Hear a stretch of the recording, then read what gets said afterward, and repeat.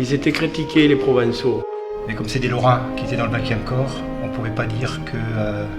je suis de Lorraine, hein, moi, donc je n'ai pas de parti pris particulier. Pourquoi l'affaire du 15e corps?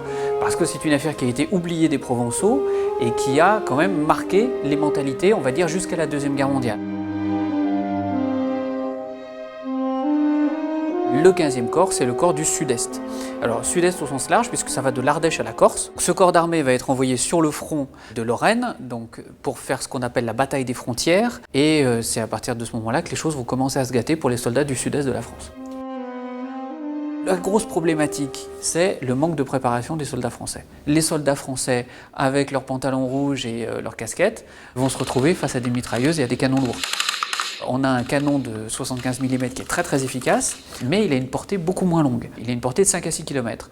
Les canons allemands ont une portée de 10 à 11 km, donc les armées françaises vont se faire pilonner avant d'arriver au contact. Là, on est sur une autre bataille avec 3 corps d'armée qui sont ensemble.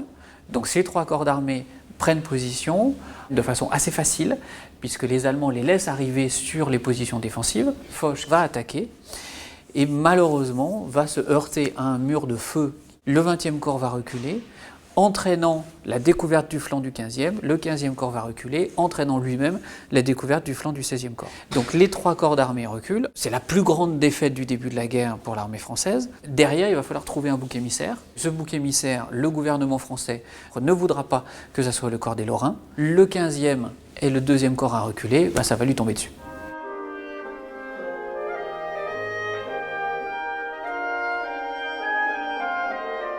Dans une conversation entre Joffre, généralissime des armées, et Messigny, ministre de la guerre, Joffre va tout mettre sur le dos du 15e corps. Messigny va demander à un de ses amis, le sénateur Gervais, d'écrire un article dans Le Matin en tapant sur le dos du 15e corps. Ça, c'est l'article qui va mettre le feu aux poudres au niveau national.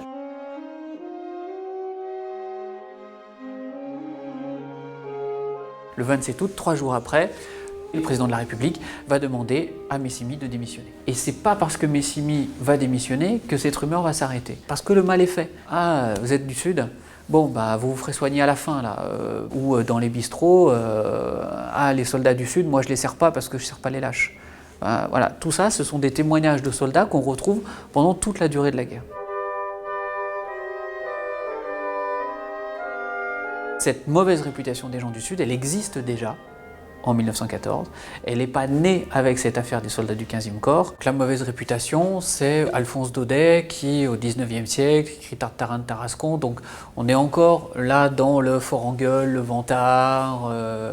Vous allez avoir des médecins extrêmement réputés qui vont faire des analyses de la boîte crânienne, par exemple, et qui vont trouver que la boîte crânienne des gens du Sud est plus petite que la boîte crânienne des gens du Nord.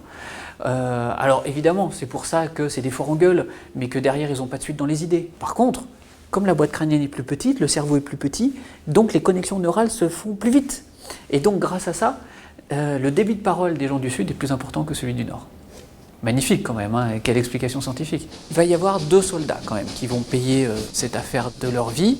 Le soldat Joseph Tomasini, qui est corse, et le soldat Auguste Hode, qui est varois. Hode et Tomasini vont être blessés par des éclats de shrapnel.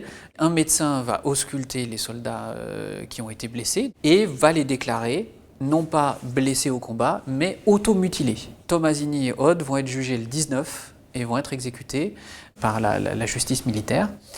Et là, on peut dire que véritablement, eux sont victimes de cette mauvaise réputation et de cette calomnie. Les autres, non, parce qu'en fait, ils vont avoir la chance d'être réauscultés par un autre médecin qui va dire « Non mais attendez, ça c'est pas de l'automutilation, ça c'est des éclats de shrapnel » et par ce fait vont donc ne pas être condamnés à mort. Une enquête en réhabilitation va avoir lieu. En 1918, donc, Hode sera réhabilité. En 1921, Tomasini sera réhabilité.